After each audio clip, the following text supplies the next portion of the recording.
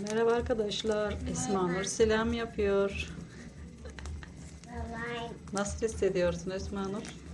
çok güzel. Oo, bayağı bir çıtırtılar geliyor. Wow. Oo. Nasıl yaptın onu, tek başına mı yaptın? Ben yaptım. Da. Ben bu slime'la oynamaya devam ediyorum. Çok güzel arkadaşlar. Çok sevdim. Arkadaşlar hem de çok güzel çatırıyor. Bunu böyle uzatayım. Güzel çatırıyor arkadaşlar. Çatırdamasını çok sevdim.